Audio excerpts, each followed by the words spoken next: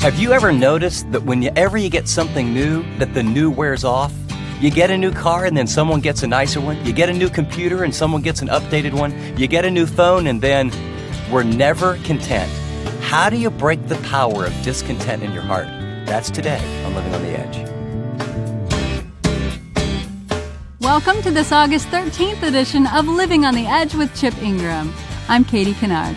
In this program, Chip shares how breaking free from the grip of materialism will help you live a life of contentment, something that's pretty unheard of these days. At the end of the teaching time, Chip will be with us in studio with a personal application for this fairly hard-hitting message, so be sure to stay with us for that. Now, here's Chip with his talk from Exodus chapter 20, Why We Have So Much and Enjoy It So Little. More is never enough.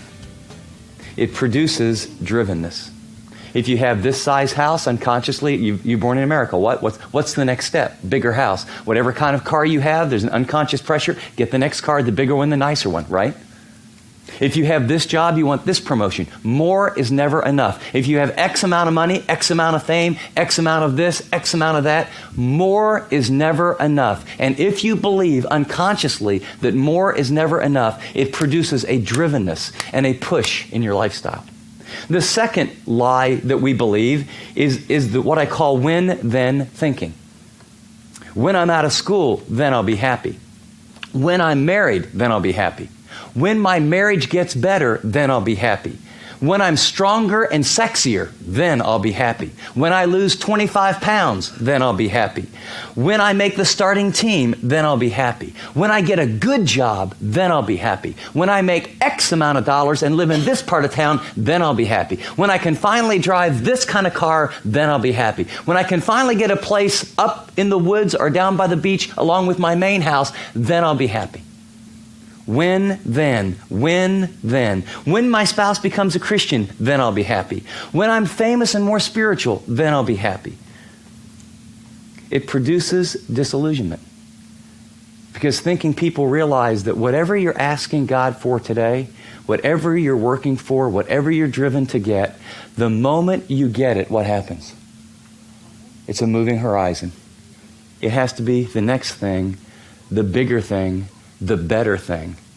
And you know something? It is amazing, though. We are so shot through with when-then thinking in our culture. And you know what leads to? Disillusionment. Because you think, it's almost like grasping oil. I've got it, and then it's gone. And you know what this happens to? I've met 2 or 3 of us pastors. I remember when it was, if we ever get to be 100 people, then I'll be happy. If we ever get from 100 to 300 people, then I'll be happy. In this town of 4,500, if we would ever become a church of 500 people, then I'd be happy. Then someday, someway, if I could ever pastor a church of 1,000 people. And you know what? We can make it spiritual, and it's the same sick disease. And you just have all the struggles and all the pain and all the ups and all the downs. The more is never enough produces drivenness. The when-then thinking produces disillusionment.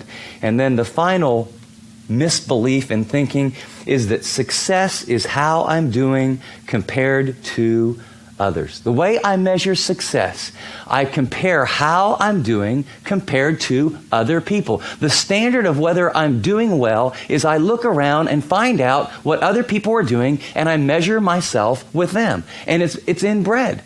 I can still remember, probably 5, 6 years old, right in the front of my yard going, my dad's bigger than your dad. My dad could beat up your dad. Why didn't I just say my dad's big? Or why didn't I say my dad's strong? But I learned, but 5 or 6 by the time my dad's bigger than your dad. And then I learned when I went to school. And they would give me this little thing every 6 weeks that told me how I was evaluated. I never got a report card and said, oh my, I think I'm starting to fulfill my divine potential. I'm measuring myself with me. I think I'm gifted in certain areas and I'm making progress and I'm doing well compared to me and what God has given me. Is that what you all did when you got your report card? What'd you do? You went to your sister. What'd you get? I got a B. I got an A. Well, I get a C. I got a B. And then, if you had a real smart sister, you realize, don't go there. What'd you do? You found someone, hey, what'd you get in math? And we compare one another And sometimes our parents played into it unknowingly. Why can't you be smart like Bobby? Because I'm not Bobby. I never said that back to my parents, but... And then we graduate from report cards. And so People magazine says, what? The top 10 dressed people in America are, right? And so you look at what you've got on and say, wow, I measure success by, hold it, the top 10 sexiest people in America are, and they're on the front, and you look at them and go, well, and then, well, no. Then Forbes is going to say the top 500 companies are, well, how's my business doing with the top Fortune 500? And then the Wall Street Journal is going to come out, or Money Magazine, with the top 100 richest people in the world are, and then you look at their names and you know what? How I'm doing compared to others is a dead-end street. We said, how a man or woman thinks in their heart, so you become. You are the product of your thinking. Here's what I want you to hear. When you have more is never enough thinking, it produces drivenness. When you have when-then thinking, it produces disillusionment. And when you measure success by how I'm doing compared to other people, it produces dissatisfaction, because I'll guarantee, I don't care where you get, there is someone smarter. Wherever you get, there's someone richer. However sexy you think you are, there's someone sexier. So you're always dissatisfied. And it's behind these types of thinking that produces passions and drives that the Bible calls, write the word in, coveting. Don't covet his manservant, his maidservant, his donkey, his oxen. Don't have this passionate, inner, inordinate, selfish, greedy desire to have what they have. Don't believe that you need more to be satisfied, and the way to get more is get some of theirs. Don't do that. Don't believe when I have what they have, then I'll be satisfied. Don't believe that what real success is driving a car like them and having a family like them and knows as many Bibles versus him, or have a body like hers. Don't do it. That's what it says. That's the command. The 10th commandment is a command of the heart. Have you noticed that this one doesn't show up? I mean, you don't do this one with your hands. You don't do this with your feet. You don't kill anybody. You don't lie with your tongue. The 10th command is a command of the heart.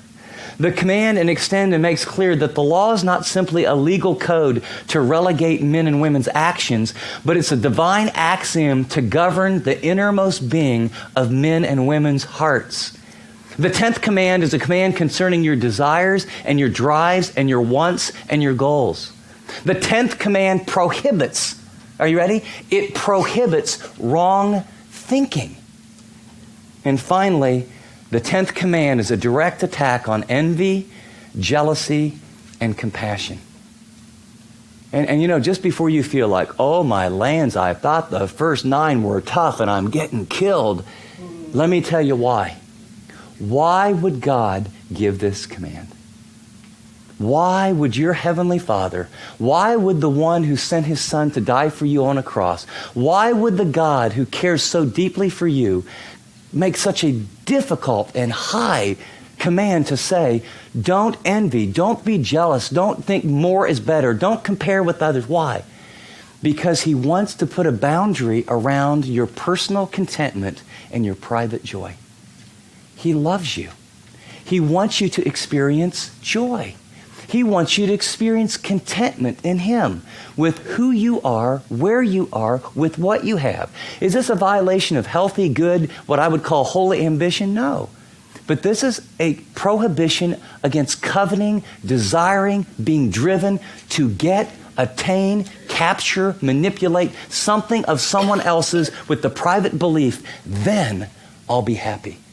And since God knows that you'll be disillusioned, since God knows that, you're going to just live a driven life, and since he knows it's going to bring pain, what's he do? Don't do it. Don't do it. How do you think you're doing on this issue of coveting? I mean, just if you scale of 1 to 10, don't tell anybody, don't raise your hand, don't put up like how many fingers. But, I mean, just sort of, how do you think you're doing? I want you to put the number in your mind, because then I'm going to give you a test. And then I want you to take that number and evaluate it with sort of how the test comes out. Because this one I think is so important is this reason. If you keep the 10th command, you'll do pretty well on all the other 9. If you don't covet, if you're satisfied with who God made you doing what you're supposed to do with Him and Him alone, what you'll find is an awful lot of those other commands involve hurting, stealing, lying, manipulating, being driven so you don't take a Sabbath. It all revolves around things with the belief system that it'll deliver for you. And you know what? If you learn not to covet, you'll find that most of these other commands you'll do pretty well on. So turn the page if you already haven't. Let me give you 5 symptoms that tell us consuming passions are robbing our joy. See, that's the issue. God does not want your joy to be robbed. I mean, it was Nehemiah in the thick of it. What did he say was his strength? The blank of the Lord is my strength. What is it? Joy. The joy. The joy of the Lord, it's a byproduct of the Spirit. It's the Spirit of God doing something in your heart and your life, and it flows out of your emotions that give you energy and drive and excitement, and you can go against all kind of adversity. And when you do not have the joy of the Lord, you're often just driven by your passions, by goals, and with a mindset, more is better. Success means getting, achieving, having. And so let's do a little evaluation. I think there's kind of 5 symptoms that let you know where you're at with regard to this issue of coveting. Symptom number 1 is fatigue. F-A-T-I-G-U-E, fatigue. Fatigue from high-speed lives, long hours, lives of high stress, nonstop lives. Get ahead, keep it up, go for it. Work, work, work, push, push, push. It can be in sports, it can be in music, it can be in school. It can be, I've got to do this in school and this in music and this over here and this over here and this in ministry. It can be work, it can be job, it can be, I've got to be a perfect mom. I can be better than any other mom. I can have the cleanest house on the block, and on top of that, have a Bible study and lead a Bible study with some other women, and. It's I've got to be promoted by this age. I've got to make X amount of dollars by I'm 35. By 45, I have to own outright my house. By 50, I've got to have X amount of dollars in my 401k. You name it. But it is push, push, push, push, push, go, go, go, go, go fast. And what you are most of the time is tired. Tired and beat. And the symptoms are coming home and the lazy boy looks good and the remote looks appealing. And it's just like the old remote and a bag of chips, spiritual refreshment like never before. Proverbs 23:4 says, do not wear yourself out to be rich. Have the wisdom to show restraint. And I would say, don't wear yourself out to be a perfect parent. Don't wear yourself out to have a perfect body. Don't wear yourself out to have the greatest job. Now, godly ambition, goals, Spirit-directed, absolutely. Consuming desires that cause you to misprioritize and not have time with God, time with your family, time for yourself, and appropriate rest, absolutely not. Second indicator that coveting may be a bigger issue than you think is debt. And what I mean here, debt that is not relegated to long-term appreciable items is a symptom of coveting. Ecclesiastes 5:11 says, the more money you make, the more money you spend. They did a survey of high school girls. You know what the number one occupation or preoccupation of high school girls is in America? Recreational shopping.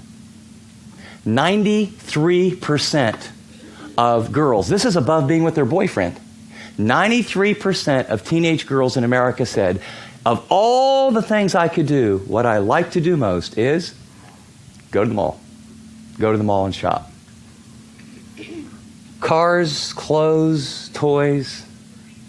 At least 6 or 8 years ago, for the average American family, I don't know, it's probably gone up. For the average American family, for every $1,000 that they make, they spend $1,300 to $1,500. We have nearly $20 trillion of consumer debt in America.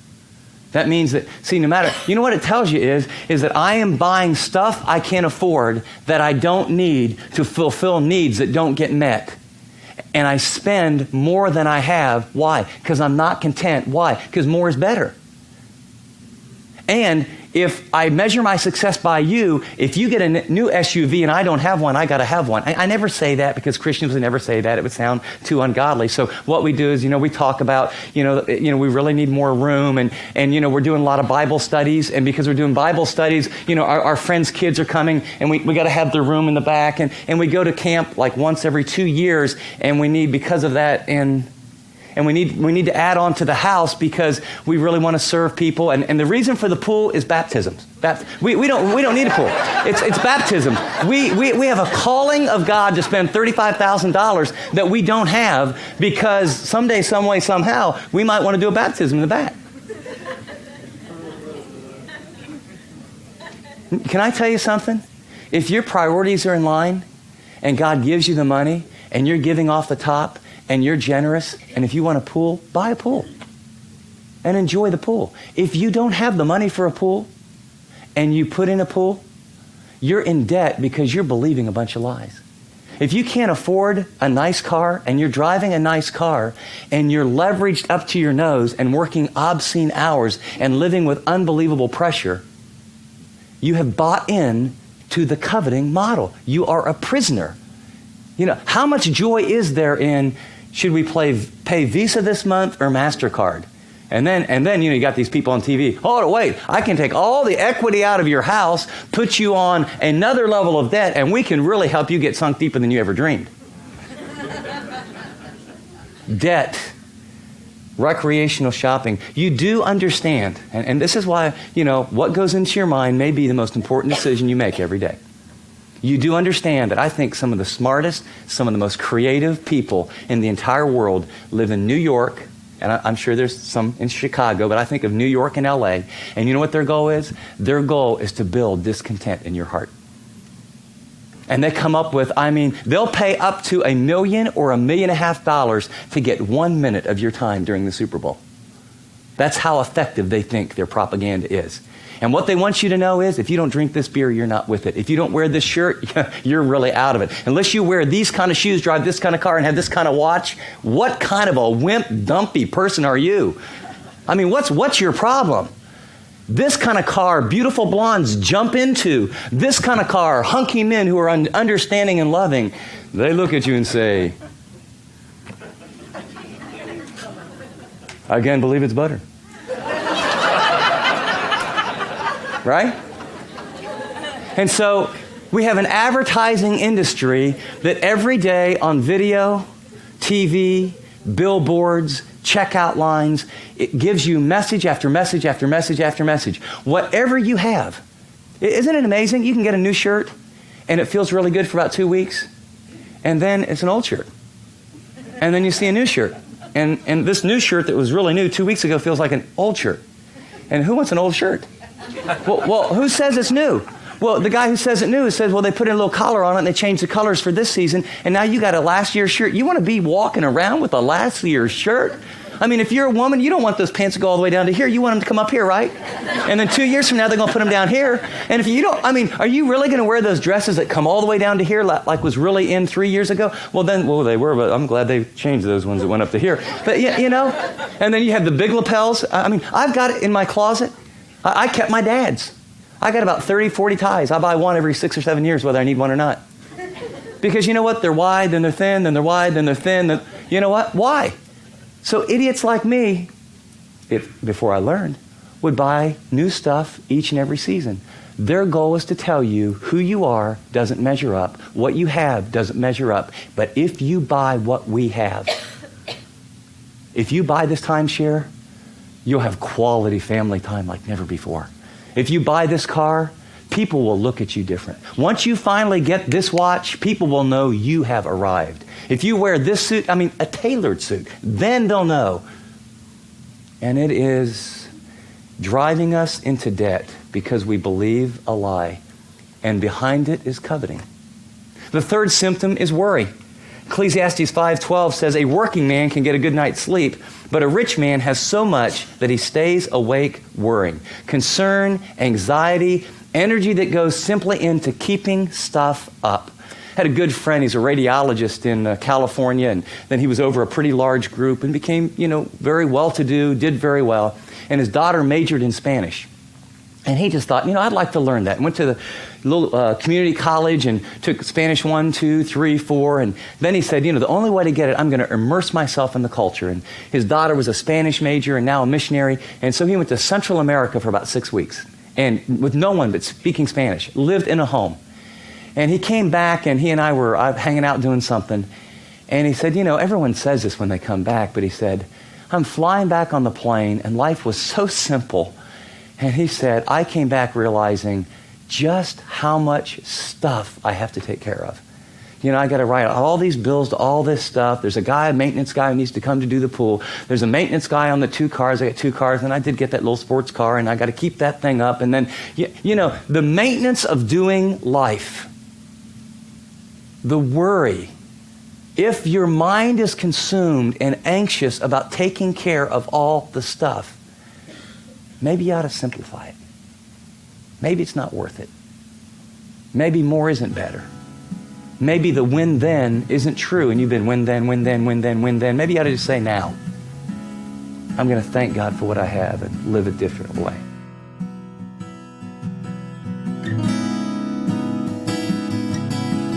Chip will be right back with some final thoughts. But before he is, why not tap the share icon and send this program to a friend who'd be encouraged by the message you just heard? Maybe add a note about why it was helpful and that you're praying for them today.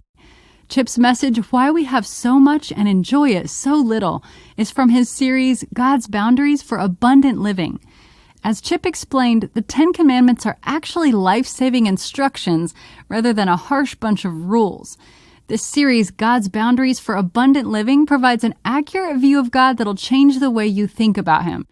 If you'd like to learn more about how He longs to give you His best, we want to help. To do that, we've temporarily discounted the CDs, and the MP3s are absolutely free. God's Boundaries for Abundant Living. For all the details, just tap Special Offers. Thanks, Katie.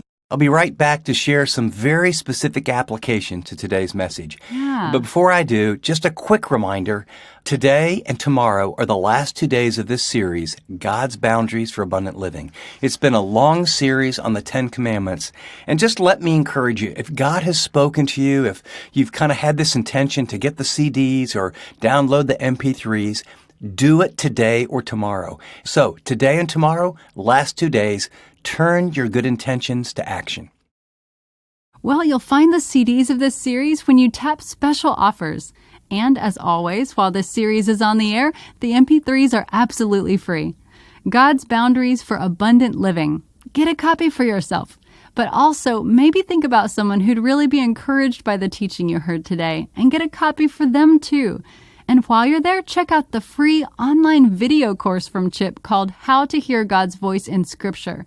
It'd make a great companion study to God's boundaries. Now, with a final thought, here's Chip. As we close out today's program, I don't know that I need to say a whole lot because we are inundated with materialism. And I have yet maybe one instance of someone coming up to me and saying, Pastor, Chip, please help me.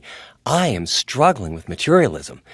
The fact of the matter is this one is just everywhere. It impacts me, it impacts you, and it will take some ruthless evaluation to really admit that we have allowed stuff to crowd out a relationship with God. This is an issue of the heart.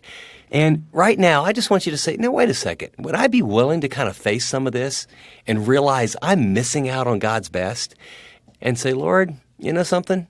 I don't want to covet. I know I am. I need help. And today, I'm going to take specific steps to becoming that fully devoted follower that you call me to be. And let you know, some of this is going to take a journey, a process. I would encourage you, get the CDs of this whole message. I mean, there's 10 CDs. Stick them in your car, and as you commute and drive, you're going to have to listen over and over and over to the 10 commands and then what Jesus says if real transformation is going to occur. And the other is, I'd go to our website, and we've got a section on small group resources, and realize which of these areas do you struggle with. You know, get a small group resource, get a group of people together at work, your neighborhood, or your church, and say, you know what? I want to become a Romans 12 Christian. These issues of my heart need to change, but it's going to be about a process of God's truth in the community with believers around His Word, loving and holding each other accountable. Have you considered taking a next step on your journey by leading a small group? Fall's coming, so maybe think about your family, work, maybe with a couple of friends over coffee. If you're a little hesitant because you feel like you need some training, let me tell you that we're very excited about our free online video coaching for leaders. To take advantage of a ton of free videos, just tap special offers and look for Coaching for Leaders. You'll learn skills and techniques that'll boost your confidence and help you lead well. Well, until next time, this is Katie Kennard saying thanks for listening to this edition of Living on the Edge.